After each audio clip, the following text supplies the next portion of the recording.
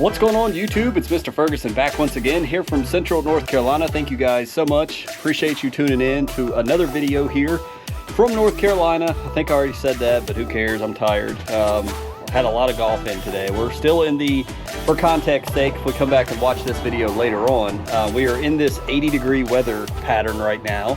And the outlook looks like we are not going to stay here, which we'll talk about more in a second, but I am fully taking advantage of it. You know, it's weird because we have these 80-degree days, and as a golfer, some of you may be experiencing this as well. My apologies to everybody up north that's still frozen in the tundra. But you go out, it's 82 degrees, it's perfect weather for golf. It's a little windy, but the golf course is not 80-degree type of course. It is matted down, thin grass, rolled over. It's just, it's kind of mushy from rain. It's just not an 80-degree type. It's not green at all. It's brown. It's warm season Bermuda turf. So the course is not in the best shape. And so that makes it challenging when, even though it's warm, the course is not ready for us, but we're ready for the course. And of course it was crowded out there today. Had a lot of fun though. Shot my lowest round so far, which was below 85, so I'm happy about that. I'm trying to, I've got the power back from doing all my training. It's actually showing, and but now it's trying to dial it in and get the ball on the green is what I'm struggling with. But anyways, you didn't come here for that. We're going to talk about the lawn, and I want to turn the camera around here in the front lawn. And guys, I want to tell you that I have truly noticed over these past 2 or 3 days of warming weather, the brownness, I see a little bit of it out here, but the brownness in the backyard, which I'll show you in a minute, has really started to diminish, and I am definitely seeing growth now. Like, it is beyond a shadow of a doubt. These warmer temperatures has really caused the grass to just jump up. And we talked a lot about annua, and I told you guys I'm seeing it a lot on my lawn. But I mean, you can see right here. I mean, you can just see the little blades that are jumping up. It's 5 o'clock right now. Daylight savings is tomorrow as well. So we're going out, and I like that as a golfer. I enjoy that. We get to play in the afternoon a little better, you know. So we're going to talk about my dilemma that I want your input on, but let's first go look at the side in the backyard, because as I roll in, I'm noticing all of, as I was mentioning, in the colder temperatures, the annua was there, but the seed heads were not. And now with the warming trend that we've went into, the seed heads have just popped up everywhere. And I do possibly have a little bit of Kentucky bluegrass in this lawn from when we did cool blue, but not a whole lot at all. So we're seeing a little bit of weeds. This is the first time I'm seeing little weeds like this that clearly I missed from pre-emergent, and weeds like this that we may still have to, come and clean up a little bit. But this brown that you see right here, this was all over the place. And as it just naturally begins to think, oh, spring's here, which it's not, it's beginning to wake up a little bit. Now, we're not quite there, but you got patches of the lawn that's really just starting to shoot up, and it looks really nice after raking and getting all that junk out. I still didn't get that bike out of the woods I got to do, but man, it looks so nice. It looks so much better. Just look at that picture here at 5 o'clock in the afternoon. Probably going to be 7 o'clock looking like this here soon. I really noticed it. We cooked some nice, delicious steaks on the Blackstone this evening, and as I was back here, when I first walked out here, I noticed, and maybe you can see it in that sunlight, I said, man, the grass looks really perky. It's perked up, it's loving the sun, warmer soil temps, and it's a lot uneven, you know, obviously until we mow it, but I'm not mowing it yet. I don't want to start it. I don't want to get it going because, as we mentioned, we're going to be dropping down to the 50s and probably hanging out in the mid to upper 50s here soon. So I'm holding off on the fert, holding off on the mowing. It's just not time. We're going to enjoy these days, these last moments. But the brown, the multicoloredness feels like it's slowly starting to go away. So I wanted to show you just how nice it truly looks after, oh man, we got a couple more gumballs falling, but the majority of it hopefully is come and gone. But man, it looks so much better. Really dense. All of the overseeding we did last fall looks really good. So just as I was showing you, but yeah, we may have to rake some more with the gumballs, but the bulk majority, man, it looks so much better than it did previously. So walking back up this way, it won't be long though. We can still fertilize in upper 50s. We can still mow in upper 50s.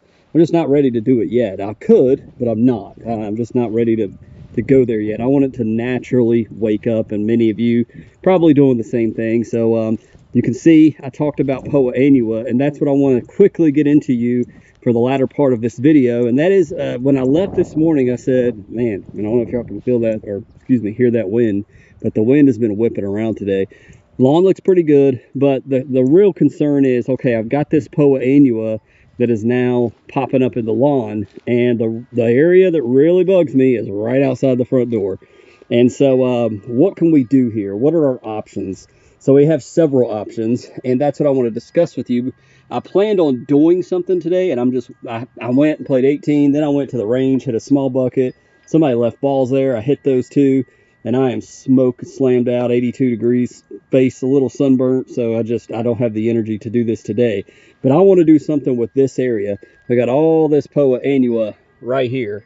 We got Poa annua all the way up over here, and it stretches all the way over the sidewalk. And when I left this morning, I said, I'm just going to pluck this out by hand, and that is one of our options. And so you can see the depth of the Poa annua right here.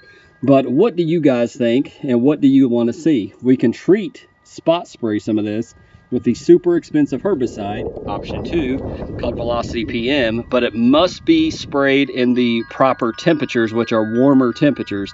So if we jump to a cooler, set of temperatures, we may not be able to do that unless we do it soon, and rain will depend on that at all. So that's an option. Hand pulling it like I did, because my thought was I'm going to go hand pull a lot of this out and put some seed down.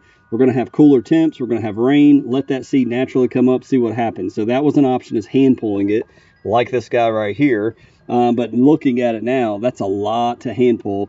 And then lastly, we could basically Roundup this section. I mean, you could do Roundup. You could just totally wipe it out, replant during this early springtime. However, we get so warm so quickly, I don't think that's a great option to even, we would be killing any of the good grass that's mingled in between.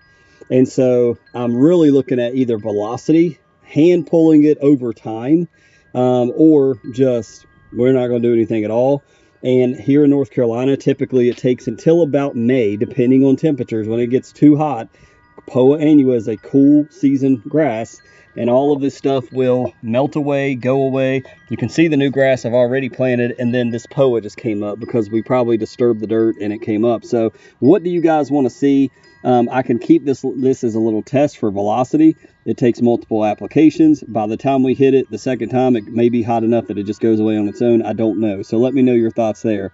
But it just looks hideous. I hate this. Now, while we deal with that and how you guys want to see it, the second thing we need to remember is if you're dealing with a whole lawn of this, which I've mainly got it on the edges of my sidewalk, the edges of my driveway.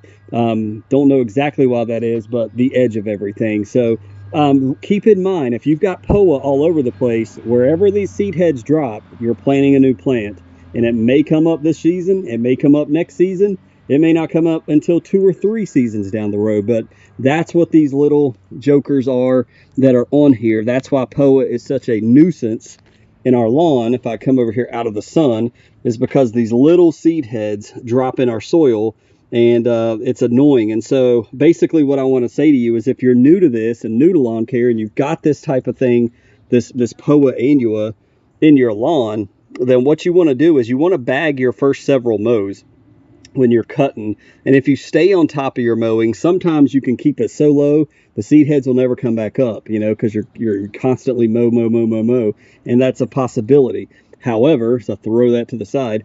If you are, you're only mowing once a week or whatever, you're not fertilizing, it's not growing so fast, you have to stay on top. You can keep the seed heads gone.